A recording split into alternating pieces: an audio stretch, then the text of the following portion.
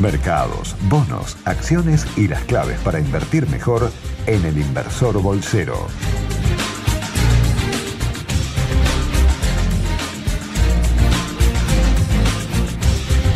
Muy buenas noches a todos, bienvenidos a una nueva edición del Inversor Bolsero aquí por FM Millennium 106.7. Bienvenida Yami, ¿cómo estás? ¿Cómo estás, Santi Bulat? ¿Todo bien? Bien, ¿vos? Bien, espectacular, un día increíble. ¿Dónde se comunican con nosotros? Se comunican con nosotros a través de las redes sociales en Facebook e Instagram, nos buscan como Equipo Bulat, en Twitter @Equipo Bulat y por mail equipo.bulat@gmail.com. Muy bien, nosotros arrancamos de esta manera una semana, la verdad que un tanto complicada, pero obviamente que no lo voy a hacer solo, sino que con mis compañeros Neri Persichini y Martín Botier. ¿Cómo están, muchachos? ¿Bien? Santi, ¿cómo va? ¿Todo bien? Muy bien, por suerte. Una semana con de todo. Hemos tenido al central más intervencionista que nunca, refutando quizás un poco la idea central que tenía, la idea principal que tenía a la hora de intervenir en el mercado cambiario, cuando lo había hecho en su momento, antes de las PASO, para calmar un poco el mercado, dado que suponía que no era convalidada esa suba, y ahora ya empezó a calmar un poco eso para empezar a decir, bueno, la intervención puede empezar a ser también un instrumento. Sí, estamos hablando de 522 millones de dólares que volcó al mercado cambiario. Desde el lunes hasta ahora. Desde el lunes de la semana pasada hasta ahora. Era una intervención que no se veía desde agosto del año pasado, cuando el temor por el riesgo político acaparó el mercado. Estamos viendo que esa intervención del Banco Central en primera instancia, ahora nosotros pensábamos que buscaba afectar la volatilidad en primera instancia del tipo de cambio, porque no solamente importa el valor, sino la dispersión de esas expectativas que uno puede tener al tipo de cambio. Pero a medida que fueron pasando las jornadas de 20 a 30 millones, empezó tímidamente y después terminó con jornadas con intervenciones mayores a los 200 millones de dólares. Esto nos hace pensar que está mirando más bien el nivel del tipo de cambio más que la velocidad de suba. Es un detalle técnico no menor, porque estamos hablando de un tipo de cambio real multilateral que está en máximos desde diciembre de 2015. Entonces está diciendo, estoy conforme con este nivel de competitividad, entonces ahora le puedo dar juego a otro tipo de estrategia. Sí, de hecho, si te empezás a fijar cuándo es que intervino, bueno, Brexit, prepaso y ahora de nuevo, con un tipo de cambio real multilateral alto. O sea, es y con la pauta de cuándo. Y con la señal de que siempre que intervino con ventas, siempre el tipo de cambio real multilateral luego bajó. Claro. Es decir, por estabilidad cambiaria o por aceleración inflacionaria.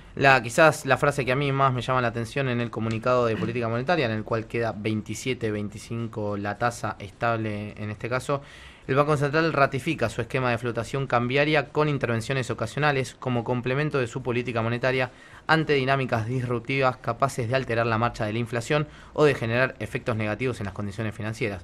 Martín, acá otro de los temas que toca es pegando en la marcha de la inflación, la devaluación. Sí, este punto me parece bastante interesante en el sentido de que, digamos, no diría la primera vez, pero digamos, no hace mucho que el Banco Central está reconociendo que la dinámica del dólar incide sobre la inflación, ¿no? Digamos, esto no era algo tan común en los primeros comunicados en 2016. Claro. El Banco Central prácticamente decía, los precios no están determinados en el mercado de cambios, sino en el mercado monetario. O sea, son los pesos, el exceso o la falta de pesos, y no la dinámica del dólar. Yo creo que ahora el Banco Central lo está reconociendo, ahora lo está haciendo explícitamente. En su comunicado.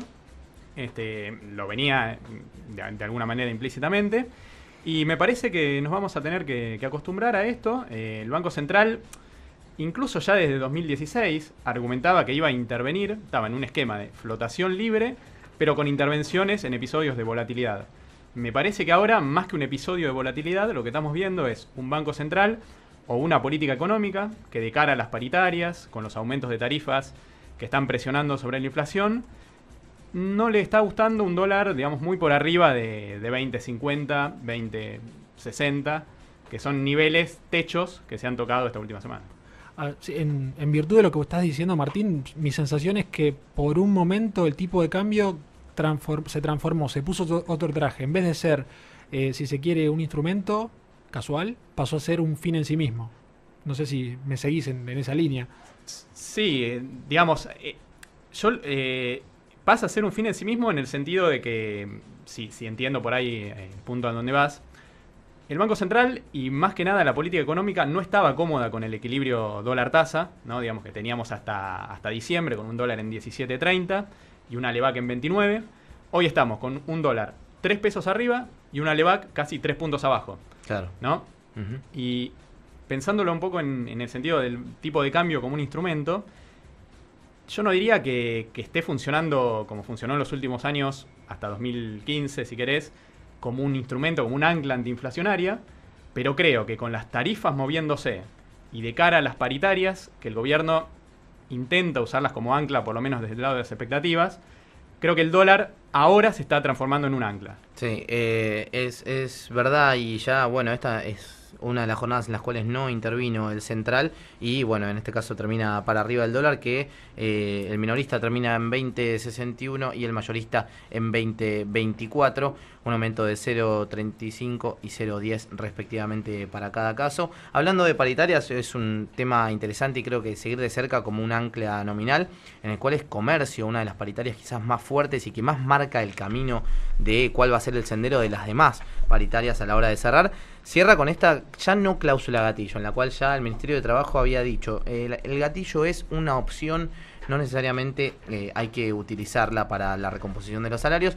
Es por eso que ahora lo que van a hacer es una renegociación, es sentarse, no es una cláusula de revisión, sentarse luego de un tiempo a rever el contrato fijado.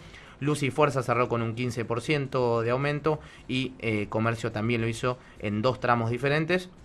Y tendrán la revisión en enero de 2019, lo cual están fijando en este caso uno de los objetivos que tenía el gobierno, que era fijar los contratos con un 15% por lo menos de base, y luego se haría una revisión de eso, pero sí, va a ser un ancla nominal.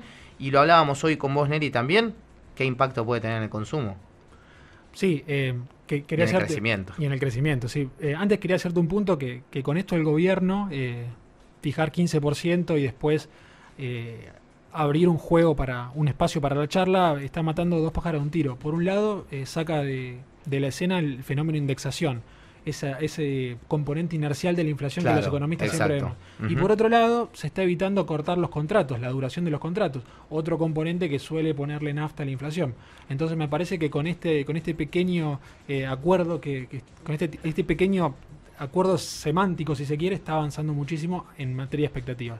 Y yendo a lo del crecimiento, tenemos que pensar que si estamos hablando de inflación de que va a estar en torno a 20% este año y la cláusula de la mayoría de los contratos y paritarias están en el orden del 15%, estamos esperando una caída del salario real para este año. Claro. Es algo que no vimos el año pasado. Y pensando que el consumo, como variable macroeconómica, explica en Argentina casi el 70% de lo que es la torta del PBI, tenemos que considerar que el fenómeno de crecimiento no va a ser tan robusto como quizás las estimaciones de economía están viendo en orden del 3%. Va a estar más cerca del 2 que del 3, por lo menos a esta. Sí, exactamente, un poco lo habíamos reflejado en el último REM también, donde las expectativas inflacionarias, siguieron repuntando, 19.9 finalizaron para 2018, y también un crecimiento que en la mayoría de las consultoras fue para abajo, sobre todo en Ecogo, ¿no? Tenés la sequía. Qué pregunta. Bueno, vamos a estar conversando un ratito con Martín Redrado, así que quédense del otro lado porque una interesante charla de uno de los temas que también quiero preguntarle su opinión, porque interesante ante la suba de tasas que ya estamos conociendo en los Estados Unidos, y que hablabas de los datos de inflación, Neri, que ya 2.2 interanual en Estados Unidos, lo cual, también tiene obviamente su juego y su peso a raíz de que los datos de desempleo también están en 4,1%. Obviamente todo esto tiene incentivos sobre lo que puede pasar con la tasa de interés afuera, y acá la repercusión tiene que ver con el costo de financiamiento. Sí, en paralelo, el viernes pasado Estados Unidos informó su dato de empleo, creó 313.000 puestos en febrero, esto está por encima de los 200.000 que esperaban los analistas, pero el dato alentador para evitar tensiones inflacionarias fue que los salarios crecieron un poco menos que lo que venían haciendo en enero y diciembre. Esto lo que hace es ponerle si se quiere, paños fríos a lo que puede ser el avance del consumo y eventualmente a un sobrecalentamiento de la economía estadounidense. Totalmente. Vamos a hablar la semana que viene mucho sobre los balances que fueron saliendo de las distintas empresas, porque vienen balances muy buenos, la verdad. Algunos, tuvimos otros complicados, el de Come particularmente salió bastante complicado, pero hacer un punteo también, lo prometemos ya para la semana que viene, esto seguro, no se lo pierdan porque vamos a estar hablando de una forma quizás sencilla o algunos tips para poder analizar un balance de las empresas que, bueno, el Merval tiene para seguir creciendo. Quizás va a ser un poco más acotado, un poco más selectivo este año de lo que fue el año pasado, en el cual veíamos un crecimiento así medio más voraz, pero ahora seguramente hay muchas oportunidades para seguir de cerca que las estaremos mirando y analizando en conjunto. Me parece que temas de la semana, bueno, iremos repasándolos también en un rato con Martín, pero tienen que ver con el endeudamiento. Obviamente acá en adelante, y la licitación del ETE, Martín, ¿no? La licitación del ETES que tiene, bueno, hoy en la columna de Educando al Inversor vamos a estar discutiendo un poco ahora en un rato las características de las LETES y un poco la diferencia con las LEVAX. Un dato interesante en esta última licitación fue un cambio en la metodología. Hasta ahora... Me interesa mucho ese tema y no entiendo por qué se ha hecho. Así que me puedes explicar. Mira, vamos a tratar. Hasta ahora, el Ministerio de Finanzas lo que venía haciendo era fijar una tasa, digamos, la tasa nominal de las LETES estaba fija, ponía un monto máximo a licitar, y bueno, los inversores realizaban las ofertas e ingresaban al instrumento a la tasa que estaba prefijada por el Ministerio de Finanzas. Por adhesión. Por adhesión. ¿Qué ocurrió en lo que se anunció el viernes pasado, en la licitación de esta semana? El Banco Central, el Ministerio de Finanzas está llevando a cabo una licitación de una metodología similar a la que tenemos con las LEVAX. No anuncia la tasa y no anuncia el monto a licitar. Entonces, los inversores hacen sus propuestas, proponen un monto, proponen tasa, el Ministerio de Finanzas decide cuál es la tasa de corte, cuál es la tasa que elige convalidar. Obviamente, cuanto más alta sea la tasa, va a tener un monto mayor, claro, que ingrese. Uh-huh. Y en función de eso, el Ministerio de Finanzas es el que va a decidir cuál va a ser la tasa y cuál es la tasa, obviamente, que elige convalidar en un contexto donde estamos teniendo un aumento en el costo de financiamiento. Claro. Con lo cual me parece que no es casual que esta semana, la semana pasada, el Ministerio de Finanzas haya hecho este cambio en el esquema de licitación. Que se está dando ahora y finaliza mañana, si no me equivoco, la licitación. Sí, las órdenes se cargaban entre hoy y el mediodía de mañana. Y el mediodía de mañana, así que bueno, mañana tendremos el resultado también. Bueno, lo analizaremos la semana que viene y mañana se los estaremos comentando. Yami, ¿te parece si escuchamos un poquito de música y relajamos? Me parece súper. Vamos a escuchar a Bob Sinclair haciendo Love Generation. Hasta las 22 seguimos haciendo el Inversor Bolsero por FM Millennium 106.7. Casi 20 minutos han pasado de las 9 de la noche y nos queda muchísimo más programa en el Inversor Bolsero. Y ahora sí, es tiempo de una de nuestras columnas, las que prometíamos y ya comenzó en el primer programa del año, que es Smart Money, en donde intentamos explicar y bajar a tierra algunos conceptos de las finanzas que a veces resultan un tanto complicados, esta vez a cargo de Martín Botier. El Inversor Bolsero te brinda herramientas para entender las acciones, bonos, instrumentos financieros y mucho más en Smart Money. Sí, Santi, hoy vamos a hablar, como bueno, estuvimos adelantando un poco en el bloque anterior, vamos a hablar un poco de las LETES, que es este otro instrumento que está en boga, además de las LEVAX, que Neri estuvo explicando muy detalladamente en el programa pasado. Y vamos a tratar también de compararlo un poquito con las LEVAX. LETES y LEVAX son de alguna manera las alternativas que tiene un inversor para optar entre dólar o tasa, ¿no? Digo, dólar o peso. Y cuando uno se remonta hasta hace unos años, hasta 2015 quizás, las alternativas para el pequeño ahorrista, uno diría, o incluso para un inversor poco sofisticado, las alternativas eran comprar dólares, ¿sí? Un banco, home banking y comprar dólares, o hacer un plazo fijo en pesos, ¿no? A partir de 2016, con la aparición de las LEVAX y las LETES en dólares primero, las LETES son letras del tesoro, son un instrumento de financiamiento del gobierno. Con la introducción de las LETES en dólares, el inversor empezó a tener, incluso el ahorrista, pues son muy fáciles de, vamos a explicar un poco también cómo se accede, pero es muy fácil para un pequeño inversor acceder a este instrumento, a las LETES, con lo cual tanto las LEVAX como las LETES en dólares se convirtieron en instrumentos muy eficientes a la hora de optar por esta alternativa de dólar o tasa, ofreciendo retornos más altos, las LEVAX, que un plazo fijo en pesos, y las LETES en dólares, que es simplemente comprar dólares y depositarlos en una cuenta o en un plazo fijo en dólares. Y alternativamente tienen menor riesgo, ¿no? Porque son instrumentos del gobierno que en general tienen menos riesgo, se considera, que un banco, por ejemplo, ¿no? Que un plazo fijo en dólares.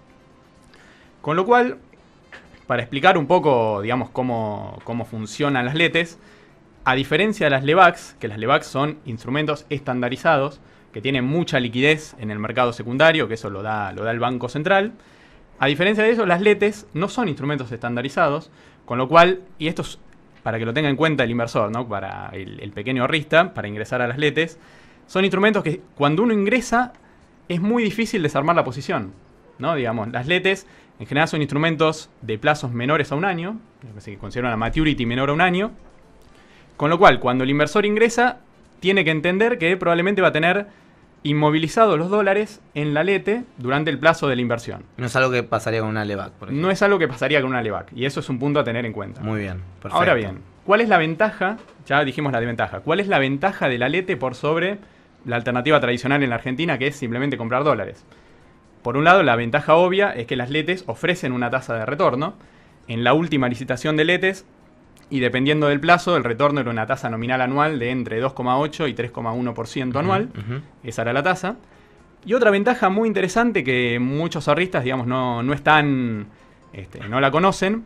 Cuando uno compra dólares en un banco o a través de simplemente de home banking, accede al dólar al precio minorista del dólar, que es el que ofrece el banco, que eso ya incluye una comisión. Claro.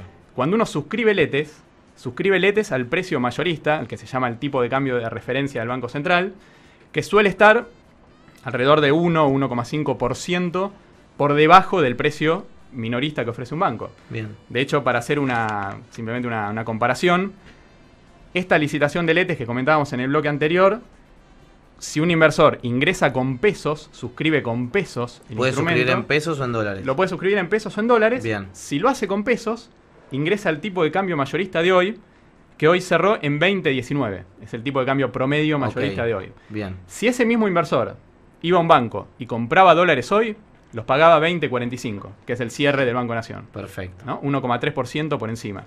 Con lo cual esto es, para tener en cuenta, son tasas bastante atractivas para el plazo y el riesgo que uno está asumiendo. Y además, por ejemplo, 1,3% de diferencia es un número muy grande, ¿sí? Puede parecer chico, pero es 1,3% de tasa inmediata simplemente por suscribir LETES, o sea, por comprar dólares a través de LETES, ¿sí? A un precio menor, hacerlo directamente del banco. que simplemente comprando en el banco. ¿Cómo se puede mover la tasa de LETES? ¿Cuándo puede ser mayor? ¿Cuándo puede ser menor? ¿Qué hay que tener en cuenta? Mira, yo creo que hasta ahora el Ministerio de Finanzas lo que venía haciendo era bajar las tasas cuando las fijaba el Ministerio. Vamos a ver qué ocurre en esta licitación, qué tasa convalida el Ministerio de Finanzas. Hasta ahora las LETES vienen siendo un instrumento, digamos, muy utilizado por finanzas, por el gobierno, por el Tesoro para financiarse, básicamente porque permiten, de alguna manera, pueden ser o suscritas con pesos, pero también con dólares. Y hoy en la Argentina se está dando una situación muy interesante, que los bancos tienen una enorme cantidad de depósitos en dólares y no los pueden aplicar a préstamos, ¿sí? Porque los préstamos, por una regulación del Banco Central, solo se pueden dar en dólares o en moneda extranjera a empresas cuyos ingresos estén vinculadas al tipo de cambio, Bien, ¿no? Exportadoras. Bien, claro. Con lo cual, los bancos tienen un exceso de dólares y el Tesoro, a partir de 2016, vio esta alternativa de colocación de LETES para captar una parte de esos dólares. Hoy tenemos un stock de LETES en torno a 16, 17 mil millones de dólares. Y yo creo que el Ministerio de Finanzas, en este contexto de aumento en las tasas globales, ¿no? En el costo del financiamiento de la Argentina, creo que probablemente apunte a convalide una leve suba en las tasas, pero no las veo muy lejos de este 3,1% que estuvimos viendo en la última licitación, para plazos obviamente menores a un año. Muchas gracias, Martín. Esto fue Smart Money y vamos a seguir obviamente con estas columnas y mucho más. Breve repaso de lo que ha sucedido hoy en el mercado, que no lo hemos dicho. El Merval 0,73 abajo, 33.000 puntos, entonces casi clavado. Agrometal, la que más subió, 6,6%. Recordemos también a la hora de seguir las acciones que el secretario de Comercio, Emilio Brown, está en este momento en los Estados Unidos tratando de frenar un poco la oleada Trump, que hoy echó de hecho a otro de sus funcionarios, con lo cual también dándole manija a lo que quería hacer, con un 25% de impuesto al acero y también un 10% al aluminio. Desde Argentina, ¿qué fue lo que fue a decir Miguel Brown? Bueno, Donald, esto no es tan grave lo que nosotros estamos tratando de exportarles a ustedes. No hace falta esta restricción que nos quieren imponer, y este es un poco el discurso que va a dar desde la Argentina. Todavía no hay nada concretado, obviamente. Lo que quiere Trump es que haya un cambio en el NAFTA, porque dice que está muy perjudicado Estados Unidos con este acuerdo, pero ahí podría haber cambios. Todavía no hay nada definido, pero allá se encuentran las autoridades argentinas para evitar esta imposición arancelaria. Pequeña tanda en el Inversor Bolsero y luego volvemos con mucho más, y quédense para este Educando al Inversor que promete mucho.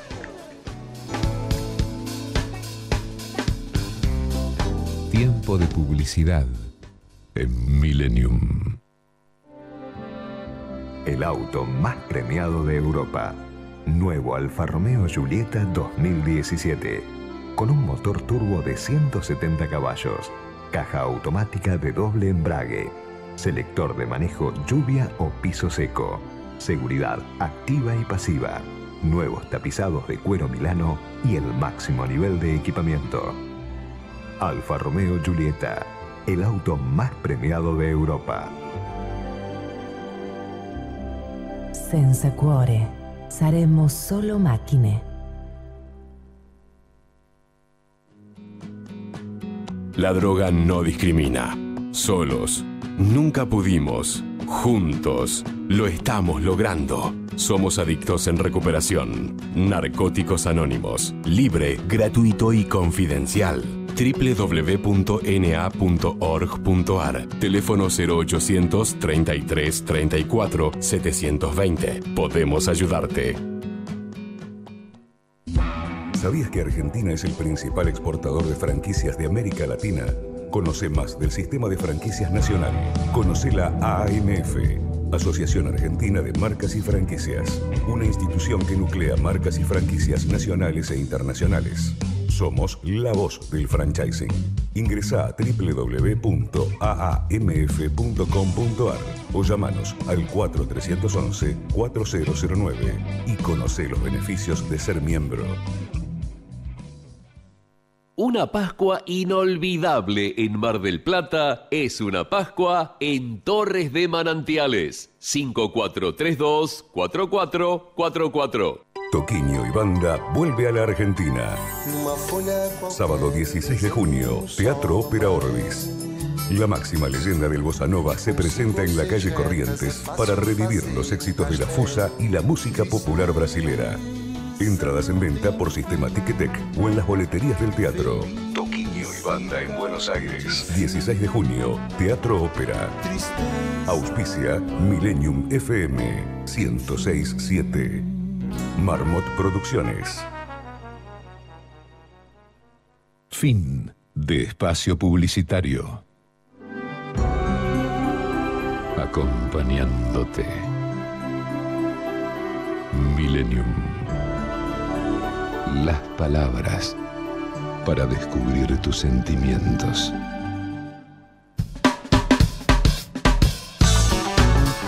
Y hasta las 22 estamos haciendo el Inversor Bolsero por @FM Millennium 106.7. Buscanos en Twitter también al equipo Bulat como @equipo Bulat, y por mail también te puedes comunicar con nosotros a equipo.bulat@gmail.com. Si los querés seguir a los chicos, lo podés hacer a través de Twitter @NeriPersi, a Neri Persichini, a Martín Bautier como Martín.Bautier, y a Santiago Bulat como @Santiago Bulat. Yo soy el más simple. Sos esta, el más ¿no? simple, sí. Lo hago fácil. Sí. Bueno, viene la segunda columna, en este caso, a cargo de Neri Persichini, que es Educando al Inversor, en este caso con una columna que escribió en el puntodeequilibrio.com. La pueden ir leyendo también y la pueden ir siguiendo, porque la verdad es que muy interesante. Y con esta presentación, Neri, es todo tuyo. Santi Bulat, Martín Bautier y Neri Persichini te brindan las claves para ser un mejor inversor. Educando al Inversor. Bueno, esta semana tomo yo el timón de Educando al Inversor después del muy buen trabajo que hizo Martín. Vamos a estar hablando de cómo convertirse en inversor. En esa persona que en Argentina toma ese carácter místico que puede ahorrar y emplear su dinero con inteligencia y moverse bien en el mercado de capitales. Claro que para esto les voy a pedir que se despojen un poco de los prejuicios y tabúes y echar por tierra frases como quienes invierten en la bolsa son millonarios o especialistas, el mercado es para muy poco y sobre todo yo soy inversor porque lo hago con dólares y plazos fijos. Inversión no es sinónimo de dólares y plazos fijos, señores. Yendo al punto inicial, ¿existe acaso una secuencia o camino para convertirse en inversor? Sí, la hay, y a mi criterio son 4 etapas que gradualmente pueden acercar a cualquier argentino a poner un pie en la bolsa, mucho más fácil de lo que se cree. Empezamos por el consumidor. Vamos. Es la primera. A ver. Es aquel que usa todo su ingreso disponible, lo que pueda percibir por sueldo o por otras fuentes, para pagar las facturas de su hogar y gastos de consumo. Pero al final de cuentas no consigue generar una capacidad de ahorro. Se trata de una incómoda realidad que afecta a muchas personas, porque Argentina tiene 1/3 de su población en la pobreza. Exacto. Y tiene un porcentaje parecido de informalidad. Pero también hay razones que no se asocian a esta situación, sino que en muchos casos hay una mala administración de nuestros ingresos. Estamos hablando de prácticas como primero gastar y luego ahorrar, no controlar esos gastos hormiga que tiene uno día a día, consumir compulsivamente, abusar de préstamos personales, pagar el mínimo de la tarjeta. Qué error el mínimo de la tarjeta. Son errores no forzados si se quiere, pero que duelen mucho al final del mes. Para revertir esta situación hay que minimizar ese tipo de gastos financieros y pensar en un plan de ahorro antes de consumir. Empezando con el 5% es un plan saludable ya. La segunda etapa. 5% de ahorrar antes de empezar a consumir. Ganás 100, separate 5 y viví con 95. Y así vas generando una capacidad de ahorro que después te va a permitir dar el salto inversor, como veremos en breve. El segundo tipo de argentino es el atesorador. Acá ya estamos en presencia de cierta capacidad de ahorro. Pero el atesorador se destaca porque sus excedentes no los destina a comprar... no los destina a un uso productivo en sí, sino que lo que hace es comprar dólares físicos, al colchón básicamente. Estamos hablando de un comportamiento netamente defensivo que no tiene un derrame en la economía, porque ese dinero no financia a nadie básicamente, y que procura mantener el poder adquisitivo. Pero en la práctica el plan ese cae en saco roto, por al menos 2 razones. Una, que ese dinero es vulnerable a la inflación internacional, porque los dólares debajo del colchón son la misma cantidad de dólares. No hay un componente de tasa de interés en el medio. Como cortaba Martín hace un ratito, que puede sacarle algo de rendimiento. Muy bien. Esa es la primera causa, si se quiere, internacional y financiera. Y la segunda es idiosincrática. Vivimos en Argentina y la tendencia natural en los últimos años fue el atraso cambiario. Recién en estos últimos meses estamos viendo una reversión, pero la verdad que como la inflación se mueve más rápido que el tipo de cambio y vivimos en Argentina, la verdad que el atesorador pierde la carrera contra el costo de vida en pesos. Y para ponerte algunos números de esta derrota sistemática, desde fines de 2015, vamos a contar después de la salida del cepo, el tipo de cambio se depreció un 57%, y la inflación acumulada fue 76%. Bien. O sea, se perdió 11% de poder real en poco más de 2 años. O sea, el atesorador perdió por goleada. Ahora, el tercer nivel o el tercer estrato para llegar a inversor es el ahorrista. Acá en este caso nuevamente tenemos una capacidad de ahorro luego del consumo. Pero a diferencia del atesorador, el ahorrista le da un destino más productivo si se quiere. Es decir, puede invertir en plazos fijos, que eso alimenta el canal de crédito y llega de alguna forma a la economía. Sí. Pero se parece mucho al atesorador, el ahorrista, porque tampoco le puede ganar a la inflación. Si queremos mencionar la última derrota, que está lejos de ser digna, en 2017, ahorrar en plazos fijos y renovarlos cada 30 días rindió 20,5%, mientras que la inflación, todos sabemos, fue 24,8%. O sea, además renovándolo todo el tiempo. Inclusive con ese factor de capital, sí, exactamente, interés sobre interés, no llegó a cubrir la situación. Hasta acá me entero que dólar y plazo fijo han perdido. Las dos opciones quizás más generalizadas o más populares perdieron contra la inflación. Perdieron porque la verdad que en Argentina hay que dar un salto de calidad, hay que romper con esa, si se quiere, con esa tradición que nos arrastra hace tanto tiempo y liberarse un poco de los prejuicios. Y por eso en este espacio queremos ayudar a todos a ser inversores, a llegar a la cuarta etapa. Es esta persona que básicamente es una actitud mental, les tengo que decir. Se tienen que liberar de prejuicios y animarse a dar un paso al frente para mejorar el uso de su pequeño o gran capital, porque desde 1.000 pesos se puede empezar. El inversor es quien tiene el coraje de salir de la zona de confort, que significa las tradicionales apuestas al dólar o al plazo fijo, y entrar en el terreno explorado muy poco por el argentino promedio, que es el mercado de capitales. en el cual Suchovicki es gran referente, ¿no? Exactamente. Que trata de acercarlos. Acá el mercado de capitales es un ámbito en el cual es un canal de financiamiento diferente al bancario, en el cual agentes con superávit o con ahorro, si se quiere, fondean al sector público y a empresas. Es decir, que acá el ahorro se convierte en inversión social o productiva, y a cambio el inversor recibe una rentabilidad esperada como recompensa. Acá tenemos acciones, bonos, LEVAC, fondos comunes y otros instrumentos que estamos presentando en Smart Money, en el cual no solamente le permiten al inversor resguardar su capital en términos constantes, sino que también multiplicarlos. Y te doy un ejemplo. Las LEVAC, que son estas inversiones que estuvieron de moda en los últimos 2 años, el año pasado permitieron una ganancia de 3% real. ¿Sí? O sea, le ganaron no solamente a la inflación, sino que también permitieron que en bienes podamos comprar un 3% más. Tomando el índice Merval, acciones, 77,8 el año pasado, nominal, que en términos reales es 42% más que la inflación. Enorme. El desafío de pasar de consumidor, atesorador, ahorrista, a ser finalmente un inversor. Es una actitud mental. Pequeña tanda y ya venimos en comunicación con Martín Redrado. Este espacio es auspiciado por Nicolazza, siempre con la magia de la abuela. Pizzas a domicilio. Encontrarnos en Avenida Ramón Falcón 2287. Contactanos 4633-4111 y 4633-4555. Nicolazza, siempre con la magia de la abuela.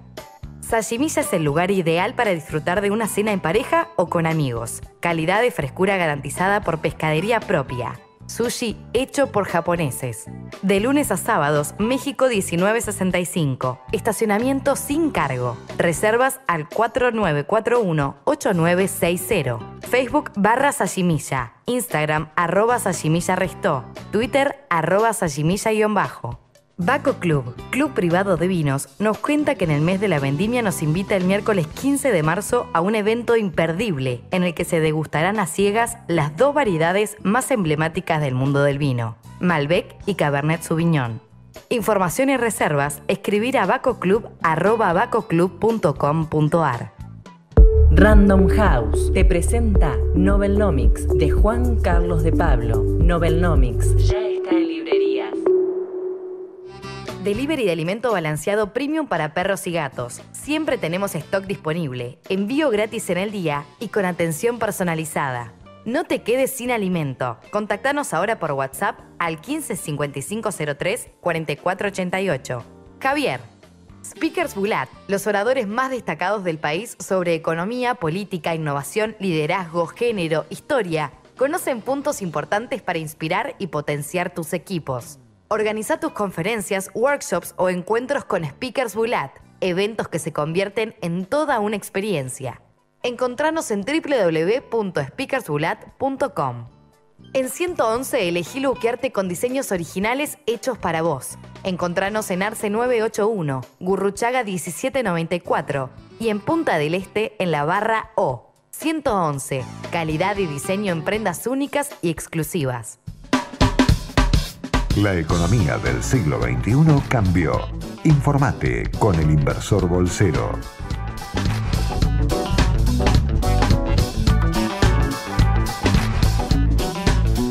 20 minutos faltan para las 10 de la noche y tenemos mucho más programa y ya, como les prometíamos, estamos en línea con Martín Redrado, bueno, economista que hoy se lo escucha mucho. Martín, muchas gracias por atendernos. Santiago Bulat te saluda.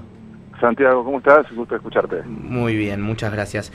Martín, no sé si tuviste la oportunidad de leer hoy el comunicado de política monetaria y quería consultarte por eso, lo que hayas podido interpretar de eso, en la que mantuvo 27.25, y también las intervenciones de la última semana que superaron 500 millones de dólares.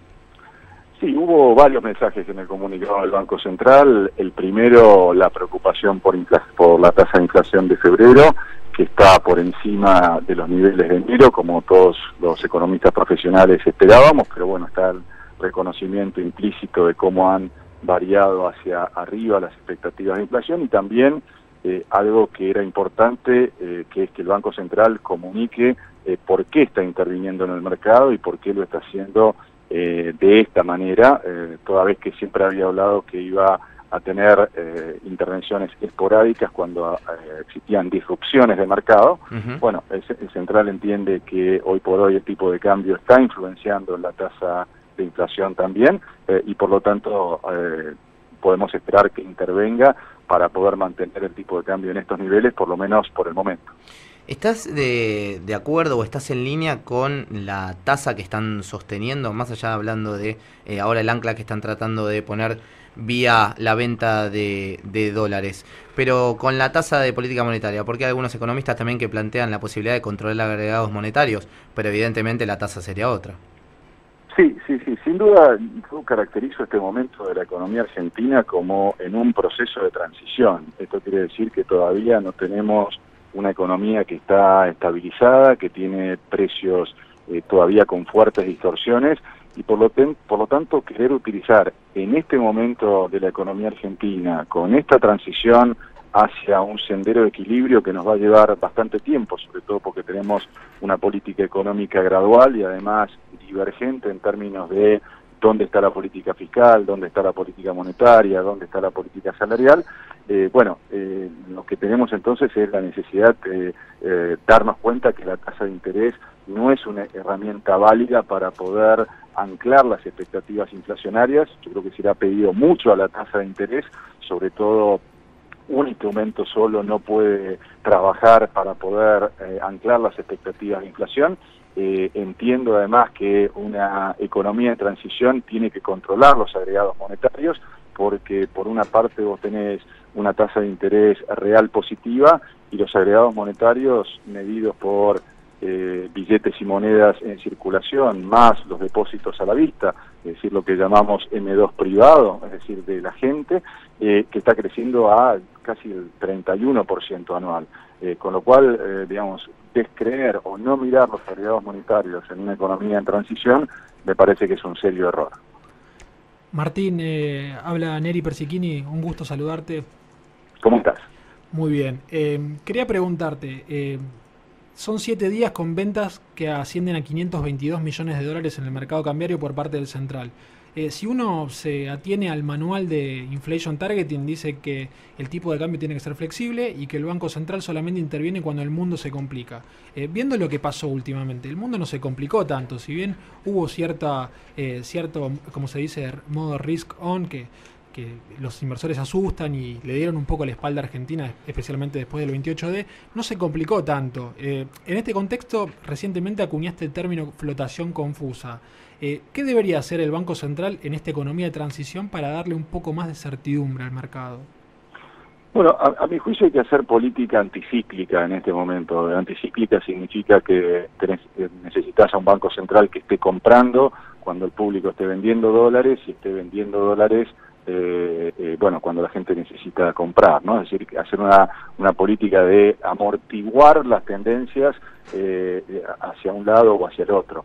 Indudablemente uno puede hablar de un esquema de metas de inflación con flotación del tipo de cambio cuando no hay una economía en transición, cuando no tenés las distorsiones que hoy tiene la economía argentina, pero bueno, el Banco Central se ha jugado por un esquema en donde ahora le está costando arriar las velas de explicar por qué está interviniendo, e indudablemente, bueno, hoy lo ha hecho aduciendo el impacto que esto tiene sobre la tasa de inflación. Pero, bueno, ya estamos en un inflation targeting manontropo, ¿no? Hola Martín, Martín Botier te saluda. ¿Cómo te va, Martín? ¿Cómo estás? Muy bien, por suerte. Quería hacerte una pregunta, ya yendo un poco más al esquema de metas de inflación y su resultante. Una de sus resultantes es un stock de LEVAX, que muchos hablan de la bola de nieve de las LEVAX, con un stock en torno a casi 1,3 trillones de pesos, y que, bueno, en gran medida son la contrapartida de una acumulación de reservas que están en torno a 63.000 millones de dólares, y hoy dan un margen bastante importante, digamos, al Banco Central para intervenir. Quería preguntarte cómo ves hacia adelante, mientras estamos dentro de un esquema de metas de inflación, cómo ves un desarme gradual de LEVAX y cómo podría avanzarse, digamos, ir desarmándose gradualmente, sin descoordinar la demanda de pesos, este stock de LEVAX. Bueno, claramente estamos hablando de que el Banco Central le hace de rueda de auxilio al Tesoro Nacional en términos de que cada vez que se emite deuda externa, el ministro de Hacienda o el ministro de Finanzas colocan esos fondos en la cuenta 2020, que es la cuenta que la Tesorería Nacional tiene en el Banco Central, y como contrapartida a esos dólares el Banco Central emite pesos. Lo saludable en este caso es que gradualmente vayan venciendo las LEBAC y en esa misma medida las LETES, es decir, las letras del Tesoro, vayan tomando su lugar y se hagan con plazos más largos. Yo no estoy tan preocupado como el resto de los colegas, quizás porque he estado sentado en ese lugar.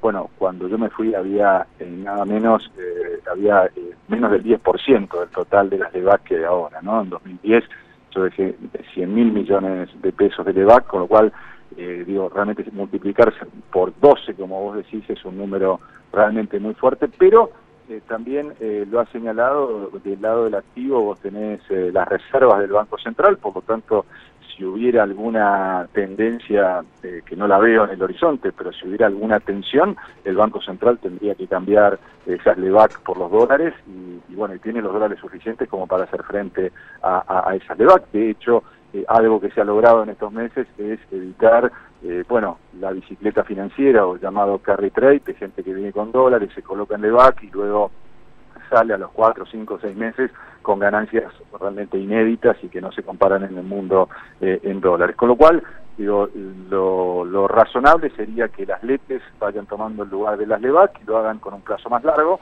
y esto se haga, por supuesto, de manera coordinada entre el Banco Central y el Ministerio de Finanzas. Martín, por supuesto que como bien mencionabas, el central tiene poder de fuego frente a lo que pase con la volatilidad en el tipo de cambio, pero ¿podemos esperar que este año particularmente el tipo de cambio acompañe más a la inflación de lo que lo esperamos en 2017? Sí, parecería que el gobierno está dispuesto a no cometer el error de un tipo de cambio que se movió 10 puntos menos que la tasa de inflación, y esto ha generado sin duda problemas en la economía real, en muchas economías regionales. Lo estamos viendo también en nuestros números de comercio exterior, con un déficit realmente preocupante, y en esto tiene mucho que ver el desalineamiento cambiario que tuvimos en los últimos 18 meses, hasta diciembre del 2017, que se ha corregido en estos meses, y por lo tanto es de esperar que haya una mayor sintonía entre la tasa de devaluación y la tasa de inflación este año. A partir de estas apreciaciones que estás haciendo, ¿cuánto también se le adjudica, cuánto se le puede adjudicar de culpa al Banco Central este corrimiento de la inflación, y también cuánto es la dependencia que tiene del Tesoro Nacional? Yo creo que no es bueno en este momento asignar culpas. Mi visión es que hay que hacer propuestas o trabajar de manera positiva para que a la Argentina le vaya bien. La Argentina tiene todas las posibilidades de irle bien, y en todo caso, si hay ideas superadoras, bueno, mejorar en este sentido. A mi juicio, lo que debemos tratar o buscar o ayudar es a que la pauta fiscal, la pauta monetaria y la pauta salarial y las políticas de ingresos todas converjan en un mismo sentido. Mi visión es que ha habido mucha discusión entre economistas profesionales y hacedores de políticas públicas si la política económica tiene que ser gradual o de shock. Y estoy convencido, a la luz de la experiencia internacional que he tenido, de trabajar en otros países, que solo las políticas de shock resultan cuando hay una gran crisis, entonces se pueden aplicar este tipo de políticas. En países que no han tenido grandes crisis, aunque sí fuertes distorsiones como las dejó el kirchnerismo, con un banco central sin reservas y fuertes distorsiones de precios relativos, la política debe ser gradual. Ahora, dentro del gradualismo, la pregunta que tenemos que hacernos es si es un gradualismo convergente o es un gradualismo disperso. Claro. Y me refiero convergente a si la política fiscal converge con la política monetaria y con la política salarial. Si todos apuntamos a una inflación del 15%, esto significaría que el gasto público tiene que crecer al 15%, la emisión monetaria tiene que crecer a ese mismo nivel, y los salarios. Y hoy los números son totalmente dispares, y por eso digo, este es un gradualismo disperso porque el gasto público está creciendo, si mirás los últimos 12 meses, a un promedio del 20% anual, como dijimos, la emisión monetaria medido por billetes y monedas en circulación, más los depósitos a la vista del sector privado, más de un 30,5% para ser preciso, y los salarios todavía no sabemos. Con lo cual, mientras no haya una convergencia de estas tres políticas, yo diría en general las políticas de ingresos que maneja el sector público, va a ser muy difícil que podamos tener una tasa de inflación como la que espera el gobierno. ¿Es lógico el objetivo que quiere el gobierno de ir a buscar este 15% sin cláusula gatillo, dado también que es una pérdida del poder adquisitivo, entendiendo hoy la inflación con 19,9 que está viendo el REM? Sí, yo creo que es peligroso y lo he definido como un programa económico que está recalculando de manera permanente, es decir, tiene un GPS y que el año pasado utilizó el tipo de cambio para poder anclar o poder ponerle un techo a las expectativas de inflación, y este año, como ha corregido el tipo de cambio, le queda el tema salarios para poder precisamente anclar expectativas para todo el año. Y esto sin duda me lleva a hacer el comentario de que es necesario un programa económico que mire los tres vectores centrales que debe tener un programa macroeconómico, que es cómo mejoramos el consumo, cómo mejoramos la inversión y cómo mejoramos las exportaciones y nuestro sector externo. Creo que acá hay una mirada de un programa económico paso a paso y bueno, se ha puesto todo el acento a la inversión, no mirando el consumo y no mirando las exportaciones, y esto sin duda nos deja con un resultado mediocre, con un resultado en que la economía, sin duda lo bueno es que sale del péndulo que tuvo del 2010 al 2015, donde un año crecimos, otro no, y empieza a crecer de manera consecutiva, pero lo hace muy lejos del potencial de crecimiento que tiene. Sí, Martín, en este contexto en el cual vos mencionás que el gradualismo es divergente o tiene disparidad, básicamente estamos pidiendo prestado al mundo, y el mundo se complejizó bastante en los últimos meses. ¿Vos cómo ves de cara a la estrategia de financiamiento gradual que tiene el gobierno esta relación con un mundo un poco más convulsionado? Sí, yo no lo veo tan convulsionado. En principio porque tenemos un elemento central que es la expansión en términos de la hoja de balance de los tres principales bancos centrales del mundo. Es decir, la cantidad de dinero en tanto los Estados Unidos como en el Banco Central Europeo y el Banco Central de Japón se ha multiplicado por 3 en los últimos 7 años. Para ponerlo también más en perspectiva, el Producto Bruto de estas tres regiones creció 2,1 trillones de dólares. Y la cantidad de dinero medida en dólares en estas tres regiones, Estados Unidos, la Unión Europea y Japón, creció 8,7 trillones. Es decir, por cada unidad de producto que ha crecido, la cantidad de dinero creció 4 veces. La relación, la cantidad de productos y bienes y servicios generados en estos países es 1 y la cantidad de dinero es 4, ¿no? Con lo cual, esa liquidez no se evapora de un día para otro, y si bien es cierto que tenemos hoy una discusión en el mundo con los colegas si hay algún rebrote inflacionario, yo creo que esas expectativas están en algún momento exageradas, pero sí es cierto que el mercado de bonos se ha vuelto más caro, es decir, el piso que tenía la Argentina, sobre todo en dólares, es hoy más alto, y por lo tanto hay que trabajar en reducir la tasa de riesgo país, es decir, la sobretasa que paga la Argentina sobre el bono de 10 años, que como ustedes saben es la más alta de los países comparables de América Latina, más de 4 puntos todavía, casi 1 punto por encima de Brasil, y yo creo que hay mucho para trabajar, porque Argentina debería estar en una sobretasa similar a la de Brasil con respecto a la tasa de 10 años del Tesoro de los Estados Unidos, pero también hay que diversificar monedas, hay que ir hacia otras monedas que hoy siguen teniendo bajas tasas de interés. Creo que el gobierno tiene que explorar el mercado de euros, el mercado de yenes también, donde también hay tasas todavía muy bajas, y lo que digo es, hay que ser más imaginativo, más creativo, y por supuesto también, y esto lo están haciendo bien, endeudarse más en el mercado local. Un país que no tiene descalce de moneda, sin duda es menos riesgoso que aquel que produce pesos y tiene deuda en dólares o moneda extranjera. Martín Redrado estuvo con nosotros en el Inversor Bolsero. Muchísimas gracias, Martín, por atendernos. Les mando un abrazo para todos, realmente un gusto.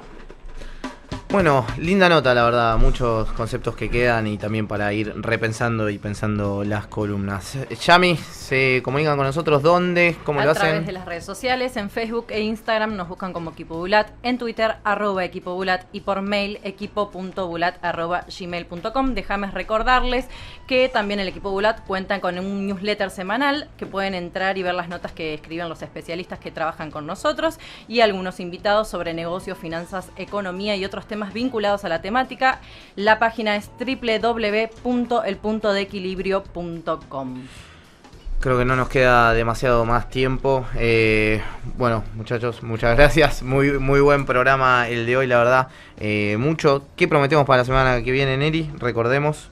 Vamos a estar haciendo un repaso de lo que dejaron los balances de las compañías en Argentina y vamos a dar algunos tips para leer un poco más rápido y sin problemas la principal información financiera de las empresas locales. Mañana tendremos también el resultado de la inflación oficial de febrero, así que bueno, uno de los datos interesantes también a seguir y que tendremos que ver cómo funciona la política monetaria de cara a estos resultados. Le dejamos ahora sí el programa a Mariano Yese. Gracias Martín, gracias Neri, gracias Yamile, a Lucía obviamente y a Juan que está del otro lado siempre bancándonos. Nos reencontramos en el Inversor Bolsero martes que viene a las 21 horas. Chau, chau.